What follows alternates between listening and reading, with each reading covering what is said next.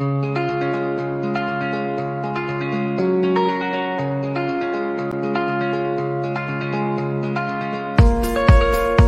month's podcast features David Driscoll, who served as the 22nd Commissioner of Education in the Commonwealth of Massachusetts from 1998 to 2007.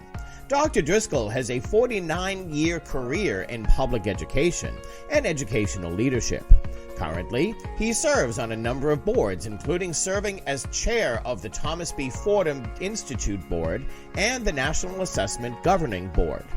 In this podcast, you'll hear Dr. Driscoll speak about how standards are necessary to ensure student success. And the Driscoll challenge is go to our website, look at failing work, look in the mirror and say, would I grant that student a high school diploma? And as Rhoda reports, almost invariably, people said, you're right. The process used to create questions on MCAS tests. Anyway, the construction of the test, even though the vendor puts forward the questions, every question is reviewed by teachers. No question goes on the test unless it's been approved by teachers.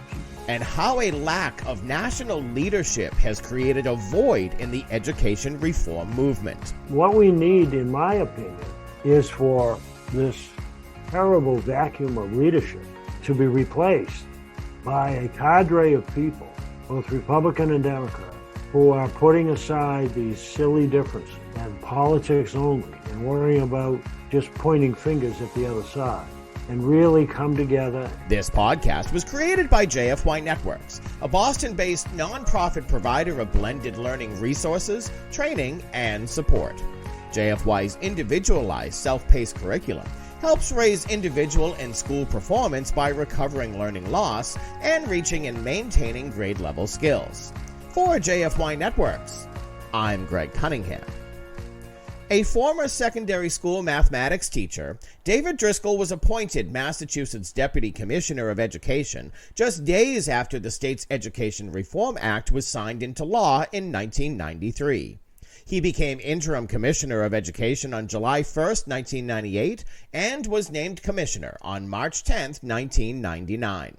In part 2 of a conversation with JFY's Executive Director Gary Kaplan, they discussed the current state of education and some solutions to help students meet grade-level standards. Former Commissioner Driscoll, it's nice to see you again. This is our second podcast talking about education reform in Massachusetts, past, present, and future. And we talked quite a bit about the past in our last discussion. Now we have what appears to be another round of opposition to standards. And I wonder if we can spend a few minutes on that. What do we do about the fact that we're back again asking the question whether there should be quantitative standards to get a high school diploma in Massachusetts? Do you feel like deja vu all over again? Yes and no. I don't think it's a question. I mean, you can say it's the standards, but it really is, in this day and age, with words like woke and critical race theory, and things take on a life of their own. It really is MCAS. It's not, people don't think about the standards, they think about the test. So it's really the test and whether or not the test is hurting kids, that kind of emotional aspect, which has been there all along. So in some ways it's new because it's not about the standards. I think it's all about the word MCAS and the test. On the other hand, it's the same as what I dealt with because people are not generally understanding the larger picture. They're looking at it strictly as, this poor little kid. They don't even have a name or whatever. They just have in their minds, they have this poor little kid. It's a decent little kid. He or she works hard or whatever. They just can't make it. And so that, as I called it with you, the emotional aspect of it. The facts are quite different, however. First of all, and you remember this well, you built a business on it.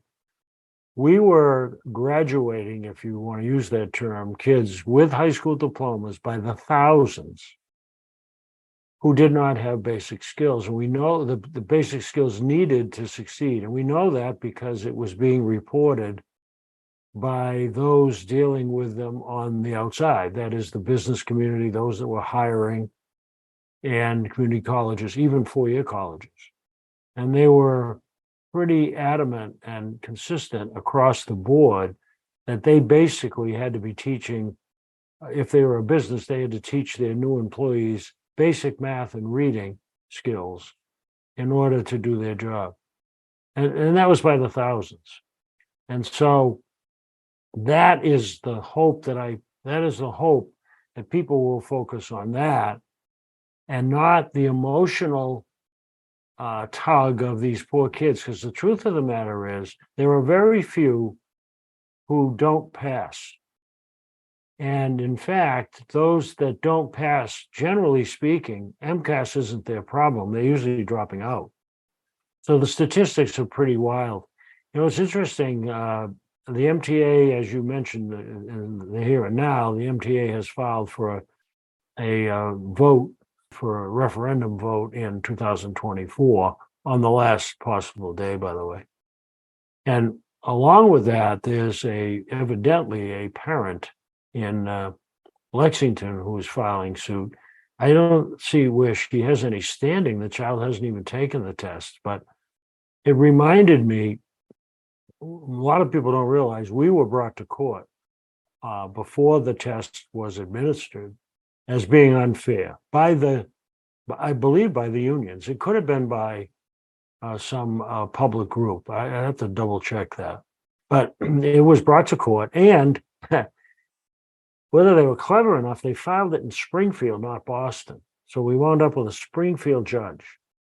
And the interesting thing is it had to have 10 plaintiffs. And so they had 10 students who had failed MCAS. And during the proceedings, which took well over a couple of years, I think, many of those students had to be replaced because they passed MCAS. And they were typically ELL kids. That was the main. Yeah. But even those kids, as you know, with time passed. So I'm just hoping that the facts come out, which is this tremendous number of kids who actually pass, because it's an 8th grade standard at the 10th grade level. It's not a very high standard. And one would hope rationality will prevail over emotion. The one thing I used to do, Rhoda Schneider always liked to praise me for this, our attorney.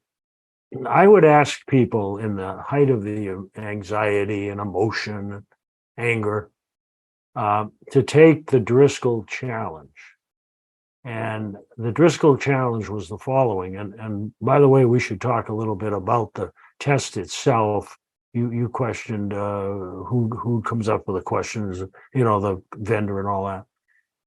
So the Driscoll challenge was that we publish the entire test after it's administered, with the right answers, by the way, and with the standard associated with each question. And we post sample work.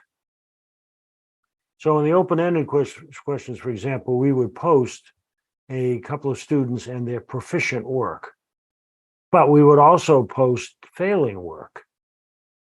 And so you would see a math question, and then you'd see what the student did in an open-ended way to try to answer that question.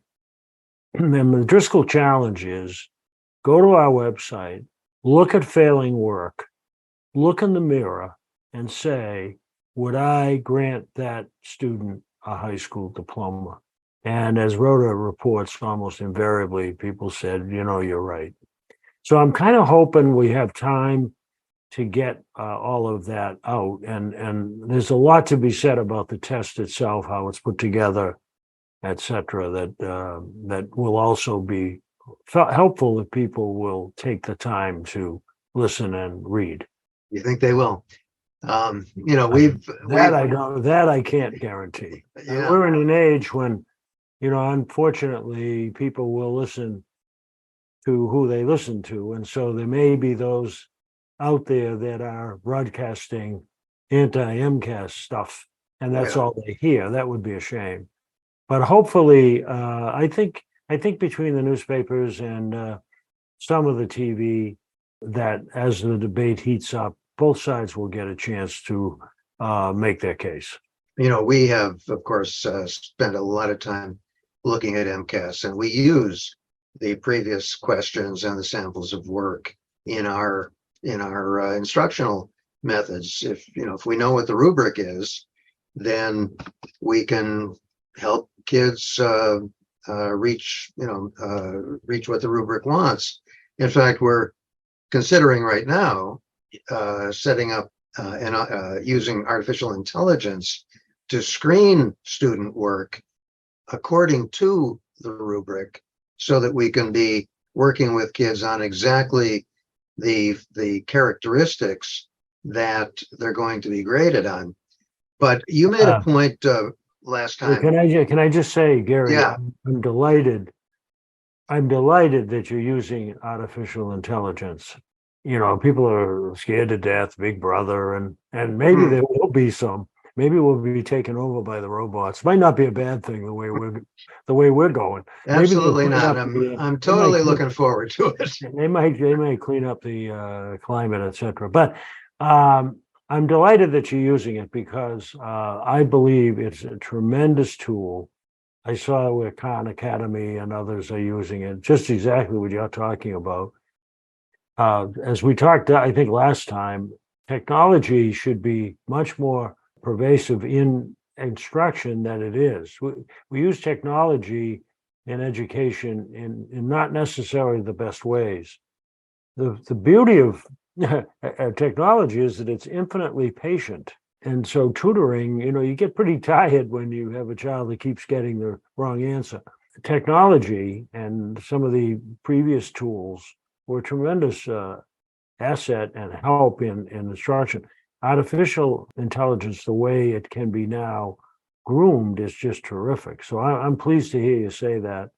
I think it is the future, and I hope schools and districts will really take a strong, hard look at its use. Well, I hope so. We're not overdoing it. We don't think that it's going to, take over the whole of instruction, certainly, but in certain tasks like reviewing student writing, which students should be doing a lot of writing. It's the only way you learn how to write is by writing. But the problem is that if you're a teacher and you've got 120 kids, how many writing assignments can you actually assign? Because then you have to read them all. Mm-hmm. And you end up, late in the night at your kitchen table trying to get through all these student essays. But if we can create a screening mechanism using rubrics, using either the MCAS rubrics or rubrics that the teachers develop themselves, so that it's being graded according to the standards that you, the teacher, want. And if that can give you an accurate read on whether the student met those standards or not, that can save you a lot of time. We're not talking about using that mechanism to grade the papers. That's up to the teacher to assign a grade to it. But we're talking about using them. If the rubric has 8 points in it, we're talking about using artificial intelligence to determine whether the student met all of those 8 points. And if not, then the teacher has a printout that says, here's what they did, here's what they didn't do. And then the teacher can decide what to do next about it. But it's just the volume of that kind of basic work that really overburdens teachers, which, we think that we can use artificial intelligence just to reduce that. Well, I would add, in addition to the time saving aspects, and the teachers get exhausted just doing them. You wonder, as they do the 85th, whether that gets the same attention as the first one. But beyond the saving of time, that's a good point. Beyond the saving of time, the other efficiency is that it's able, if done well and done right through the rubric, to identify the areas of weakness, which are not easily done by a human, frankly. There's a scientific way showing the areas of weakness of a student, say in reading, could be in mathematics sometimes. They sometimes are missing a skill along the way. Sometimes it's multiplication of whole numbers. But so I think in addition to the saving of time and effort, and you're right, teachers, we need to think about it. And when we do start talking about the future beyond MCAS and whatever, I do hope we get into the sort of the teaching and learning and the human aspects of it all. But, the efficiency here is to be able to identify strengths and weaknesses and work on them. We spend all these volumes of trees, books, and talk about phonics versus whole language versus, whatever the science of reading, when in fact there is a science to it in the sense that there are weaknesses. Kids can have phonemic awareness issues, or they can have loss of the larger picture sometimes by being too mechanical in their reading. So I think that there again, hopefully artificial intelligence can take the various elements of the science of reading and show where a student has strengths and where a student has weaknesses, which will just help in helping them be better readers. Now, you made another point last time, which was kind of very interesting. You said what often happens, and you've seen this over the years, something does come along, somebody develops a good pedagogical method to teach whatever subject, and it's used for a while. I think one example was your wife when she was on the North Shore, and she developed a whole reading program that worked very well. But as soon as she retired, nobody picked it up and continued it. And I think we've seen that over and over again, where a good pedagogical method is developed, but then it doesn't continue and it doesn't spread. You would think that other schools would pick it up. You would think that the school that it was developed in would continue it. But we've seen over and over again that successful pedagogical methods just die on the vine. Nobody continues them. What can we do? What do we do about that? Well, it's interesting. The federal government has a whole website they developed several years ago about what works. And then you hear all of these attempts over time. New York State Department of Education did a terrific job one time having a website where people could write in and tell what was working in their classroom, and then other fourth grade teachers could read that and so forth. There's a whole idea of sharing best practices and successes and so forth and so on. But you're absolutely right. For whatever reason, it doesn't systematically move forward in public education. It's almost like for every 2 steps forward, there's 2 or 3 steps backward, because of the things change. How many times have you been in a school where the principal got it, understood what you were trying to do, understood how it helped his or her students, signed a contract with you, etc., and then left to go somewhere else, and a new principal comes along and says, well, that's so-and-so's program, I'm going to do something different. I mean, I think one of the larger themes, which is not, I'm usually an optimist, but one of the pessimistic notes I have to always interject is that after all is said and done, public education is just that. It's a public entity subject to whatever goes on in the public. So somebody makes a comment that Common Core state standards are not good. Doesn't matter whether it's a national comedian, whether it's whatever. All of a sudden there's a national movement to do away with Common Core state standards, which were developed by very well-meaning, competent, knowledgeable people. Now, you could not necessarily adopt them if you don't want, that's fine. But to knock them is a little bit crazy. And they were often criticized for things they didn't do.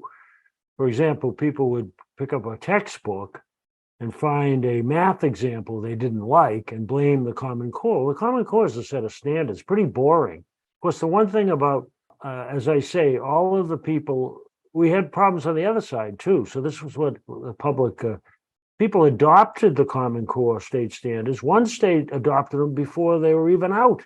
So the one thing you can be sure of, Gary, is 90% at least of the people that are strongly for the Common Core and or strongly against didn't read them. They just got swept up in, oh yeah, this is great or this is terrible. So unfortunately, in public education, no matter how hard we try, there's always going to be this continuous churn of ideas, etc. And it's very hard, particularly in this day and age, with all of the social media and the emotion around, and this negative response to being told what to do. You know, like the vaccine was a perfect example. I think we talked about that. I mean, to me, it was a no-brainer. All the doctors and nurses said, do it. So my wife and I did it. But all these people, you can't make me do that. So that's what happens in public education. People get a bright idea, things go along, and then they say, oh, no, that's bad for kids. It's bad for the economy. That's bad for democracy. It's bad for whatever. So it's a fact of life, and it's frustrating as heck. One of the real challenges I had as commissioner, I think I did a pretty good job at this because of my ability, having come up through the ranks. And as you know, I knew everybody. And even though I'm a great talker, I did listen and got a sense of where people were. And I was able to quell some of that, emotion, negative emotion that really isn't going to help. But it's frustrating. And so there are always going to be these success stories. And you would say, well, why wouldn't everybody adopt that system? Look what you're doing in East Boston High School. Why wouldn't every high school in Boston say, well, let's do that? And yet they don't. Yet they don't. You know, you told the story last time about back in the early 90s, meeting with a group of African-American parents who, at a time when people were, of course, complaining about the MCAS and that the standards were too high, and you met with this group of African-American parents who told you not to reduce the standards because this was the first time that the system as a whole ever paid attention to their kids.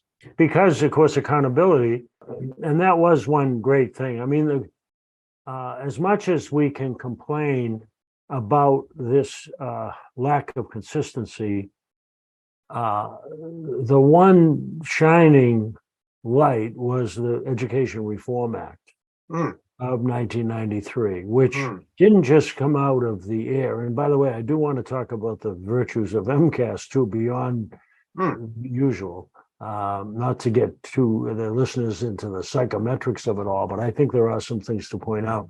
But the Education Reform Act, which, as you know, was led by Jack Rennie, and he connected with Paul Revell.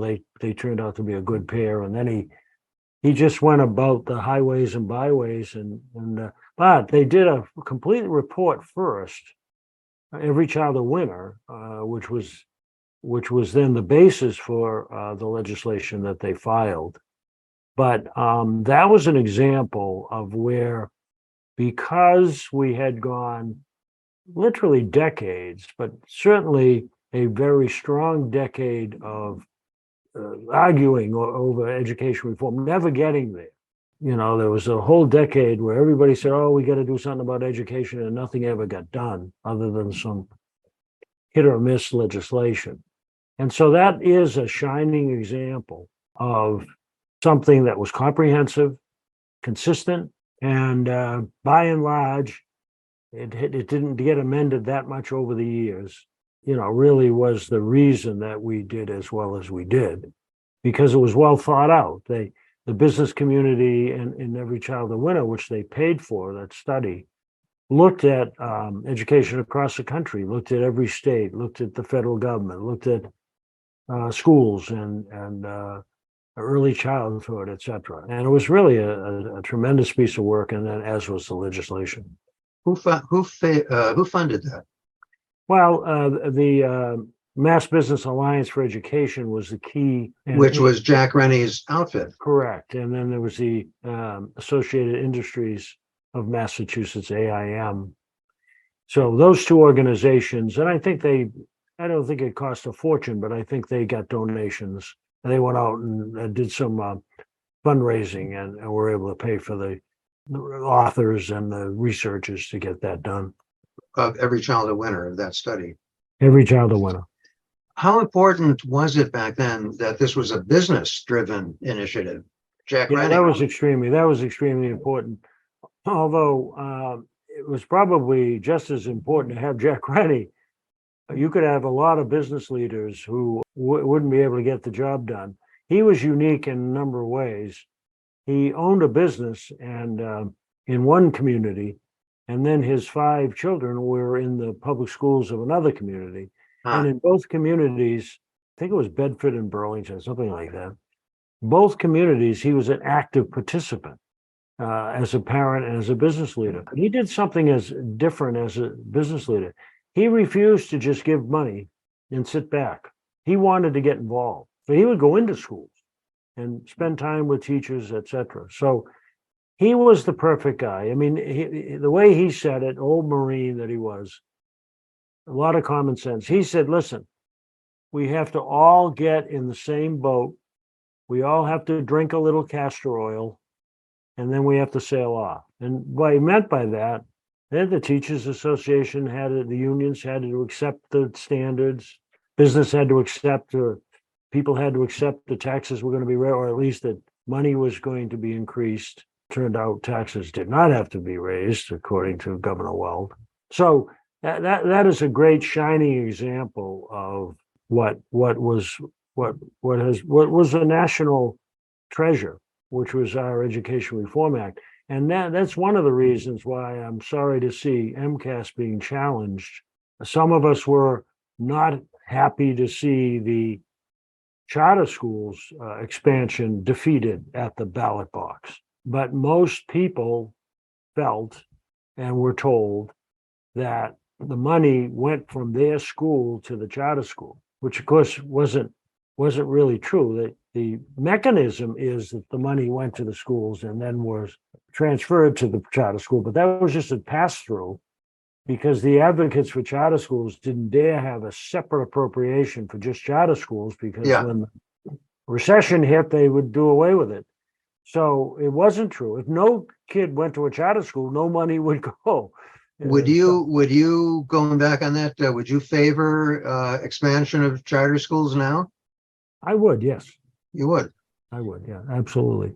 I don't think it's as big a deal now as it was because they've kind of lost their luster.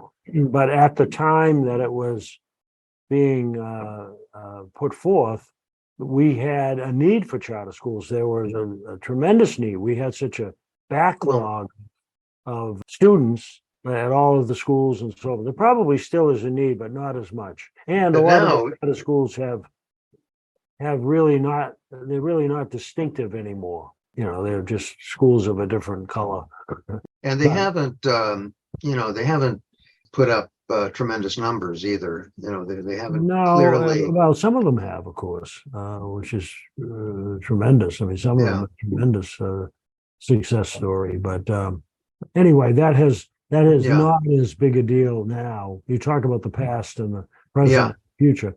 I would say at the present time, and you can correct me because you're I'm not around as much, but I don't think it's as big a movement now as it was. So you said you wanted to talk more about MCAS. Well, I do, and I'll try to make this relatively quick, but I think the MCAS test is a tremendous test with all kinds of qualities that people don't understand. Let me just interrupt a second. Now, you know tests, right? You've been involved with NAEP for hundreds of years, so you know a lot about the actual construction of the test. That's correct.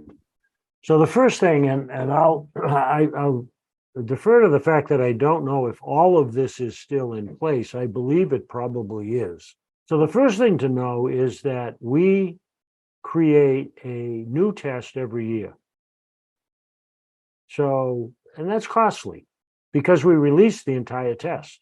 In fact, I think there's a point at which, and it may have occurred, but I don't know, but where enough's enough. You get 20 years of it. But so the openness, then we release the entire test with student work, sample student work, and all the results, and they match it up with the standard so that people can use it as a learning tool. The construction of the test is remarkable.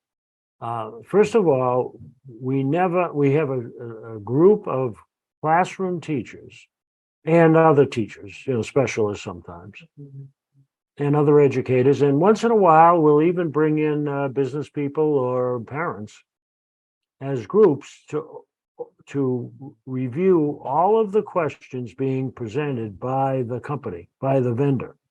Anyway, the construction of the test, even though the vendor puts forward the questions, every question is reviewed by teachers. No question goes on the test unless it's been approved by teachers. And they look at it in two ways. One is content, and then we have a separate committee looking at bias. Is this something, the famous example was a question asked on NAEP one year about what do you do during the snow day when you have a snow day off. It was a prompt for an essay. Well, Yeah.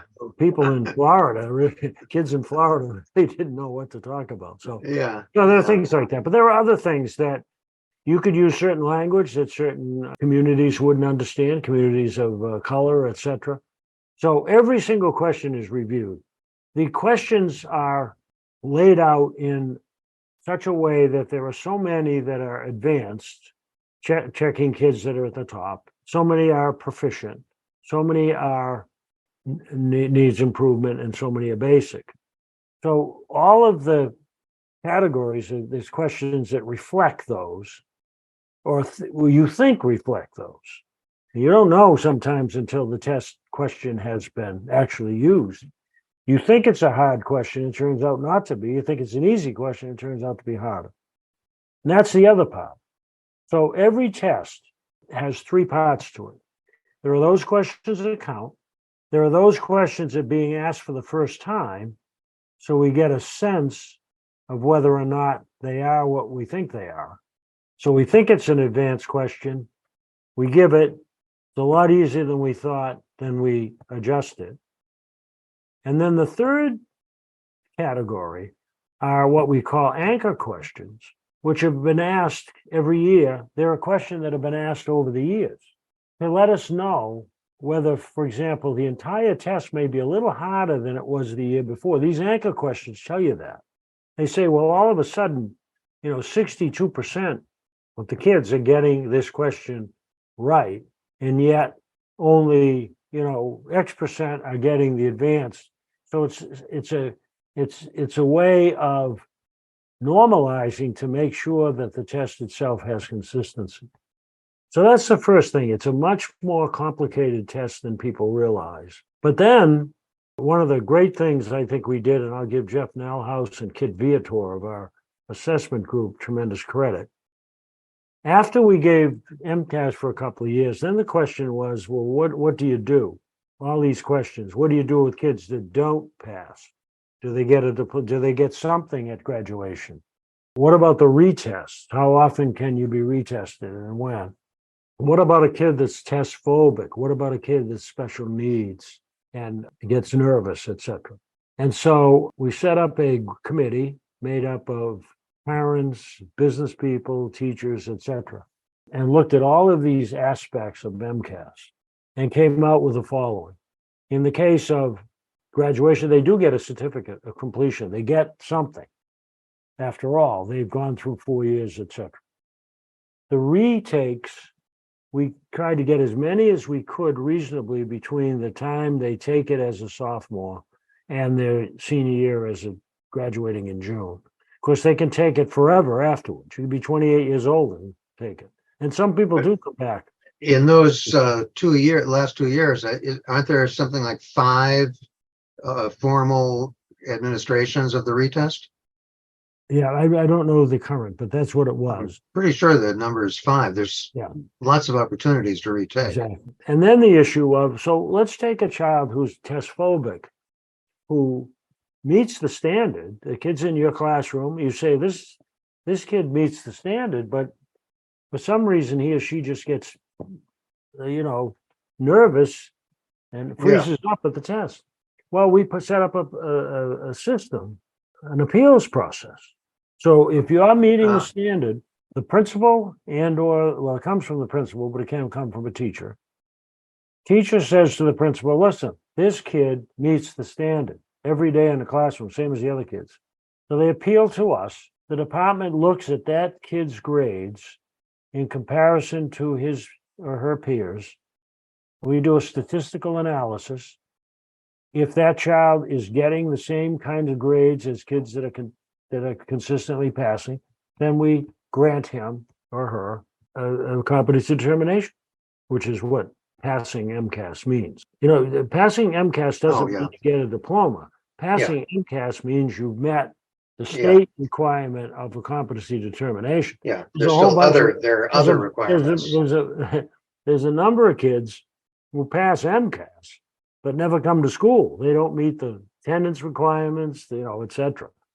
So all of that really went a long way. And we also have untimed tests, of course, for students that need it. And if the special needs plan calls for it, maybe individualized administration of the test. In other words, the child goes into a room with one trusted teacher or adult, and because that child's comfortable with that adult.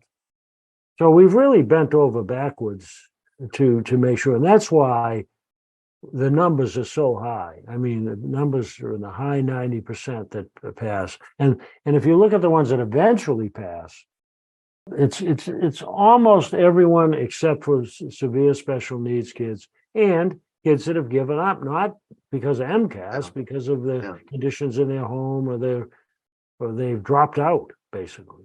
Well, the number that's being cited by the MCAS opponents now is 700 kids a year not getting a diploma because of MCAS.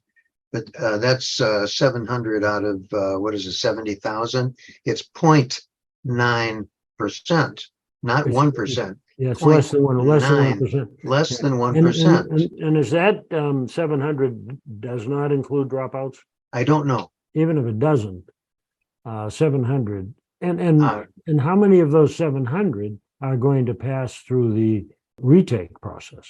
It's not stated, but well, those statistics. The fact that we're talking about such a small number. Yeah, those statistics really need to be updated, examined, and disseminated widely, whatever they are. But I guess it's obvious, for any of us who are actually in the business and work with MCAS, it's obvious that there's an entire cottage industry around that test. It's not just somebody's throwing a bunch of questions down on the page and good luck. The test is very carefully produced and revised and so forth. So the effort to make it mean something, to make it meaningful in terms of as a measurement of actual knowledge and skills, if you're going to have a test, that's obviously the way to do it. The fact that I'm sort of always puzzled by the fact that every other country in the world has a test like this. Every European country, China, Japan, South Korea, all of the advanced industrial countries have these big tests. And in some places like France, they've been there for more than 200 years. And we seem to be the only country that's arguing about it. And it's just a curious anomaly or a curious characteristic. I guess it's, Yankee obstreperousness. We just don't want to be told anything. But That's probably true. I mean, that there's an element of that. I think with respect to MCAS, the average person, a well-meaning person, just feels in their gut that this feels wrong, that we're somehow denying a diploma. They just can't get over that emotional aspect of it. And so it's very hard to convince them that, in fact, we're actually hurting kids more by not having the standard, and did so with all those thousands of kids that we said, oh, here's your diploma, and this. They would leave the high school and they were not prepared, and that's just unfair. But the colleges are still saying that now, even after all these years of MCAS. To pass is only an 8th grade standard at the 10th grade level. So yeah, I mean, nobody, you're the only person who says that.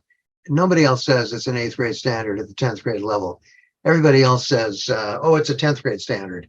But of course, then you have to get into the definition of what is the standard. But if it were clearly stated that this is an 8th grade standard that we're talking about, which, of course, if you really dig into the scoring system, that's about right.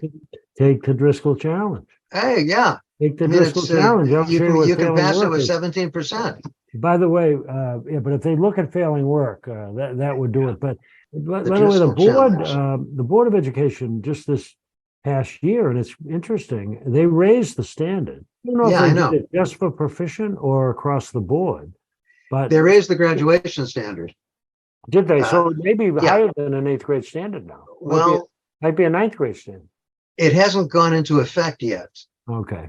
So, we don't exactly know. Yeah, but it might now be a 8.5 grade standard or a 9th grade standard. But they didn't talk about changing the scoring system of the test. They just talked about raising the graduation requirement a few points. Okay. So how that would actually work out, that all remains to be seen. But anyhow, back to where we are. And so what do we do next? So here we are. We're coming out of the pandemic. The pandemic learning loss is still a huge issue. We have not overall gotten back to 2019 levels. Except for a couple of your schools. Except for us. So given that we know that we're kind of down, and if we compare U.S. performance on international tests, the two main ones, the PISA and the TIMSS, we're way down. 20 years ago, we were number 1 in the globe. Now we're something like number 30. People, of course, people like Singapore just run circles around us. I don't think we were ever number 1, Gary, frankly. But well, we were higher than number 27. We're higher than we were. Yeah, we were higher than we are. That's true. But if we have some kind of external data that say that we're not leading the world anymore, and in fact we're slipping year after year. And yet we have all of this opposition to standards. How do we develop enough consensus to do something about improving the level of skills that we're teaching kids in all of these schools? I think there are two answers here. We are currently lacking leadership across the board, both in the U.S. Department of Education, and this is not a criticism of the U.S. Secretary by any means. I think he's an excellent educator in person. It's that the federal government can't agree on anything. What they can agree on is that they don't like what the opposite party stands for. So we're in this crazy time when no one is pulling together to go forward. You remember a time, particularly with our Senator Ted Kennedy, he was able to pull together Republicans and Democrats to come up with a way forward, whether that was around special education, whether that was around bilingual education. Ultimately, No Child Left Behind with a Republican president and who had been a former Republican governor. So the first thing to note is that we don't have any political leadership at the federal government we don't have enough of it to start to look at solutions. So the idea that we had a pandemic, we threw a bunch of money at the schools, and theoretically that was going to solve it, which it didn't. I think that loss is, except in rare cases like you that double timed and found ways to get the kids up where they should have been and close that gap. Most kids, it's lost time. We're not going to get it back. These online courses, et cetera, were a joke across the country. And so what we need, in my opinion, is for this terrible vacuum of leadership to be replaced by a cadre of people, both Republican and Democrat, who are putting aside these silly differences and politics only and worrying about just pointing fingers at the other side, and really come together and, again, taking advantage of the science, taking advantage of common sense, taking advantage of what works. Artificial intelligence is a perfect example. We should be, I applaud the Congress for investigating it, but, the headlines came out, it was all about, are they going to take over human beings kind of thing. So we're in a terrible time, Gary, in my opinion, where the average citizen is not staying up with the issues. They need to consider the source. And what they're doing is they're just seeking out people who will tell them what they want to hear. So half the country watches Fox News, the other half watches CNN and MSNBC, and never the twain shall meet. And in the meantime, our students are suffering. So you're absolutely right. Now, it may be that in some states, let's say red states, there's going to be less direction coming from the state government, the State Department of Education or the governor legislature. And in some of the blue states, there's going to be more. But in any event, what we did back at the day of No Child Left Behind, where we had blue and red states then, but we had a modicum of decorum and trying to listen to each other. And so as one state tried something and it worked, another state would adopt it. And so I think that's what we've got to get back to, because right now, what you described is right. What we're having is what states won't do. They're dismantling things. There's, we can't have that. Oh, we're banning books, we're crying out. So we're in a can't do that stage, and we've got to get to, so what do we do? I'll tell you one very positive aspect of all of this, maybe the only positive aspect I can find right now. I was hoping the pandemic would pull us together. I think it did back in the 1918, et cetera. But then they had to deal with the Depression shortly thereafter. But one thing that has gained some momentum and occurred here is free lunch for everybody. I think that's a very good thing. It really is a very good thing. People underestimate the effect that coming to school hungry has on kids. Just think about walking into a school in the morning, not having eaten, and they're trying to teach you algebra. You're not thinking about algebra, So I'm delighted that first they started the breakfast program. Now they're making the the lunch program universal. And there are several places, I know in Chicago, for example, where they actually send kids home on Fridays with food because they're going to be deprived over the weekend. Wow. So I just think that hopefully we're in a very strange time, and public education is suffering as a result because there's just no leadership. So think back to when George Herbert Walker Bush and Bill Clinton, who wound up running against each other. I guess you'd say Clinton ran against him because he was the incumbent. They combined, along with Jim Hunt and other Republican and Democratic governors, to develop this sense for standards and the whole thing about a nation at risk and all of that. So I think somehow we've got to get back to that. Somehow. There's got to be leadership at the national level. Okay. Dave, thank you very much. All right. Boy, we covered a lot of ground today. Hey, Gary, thank you. Yes.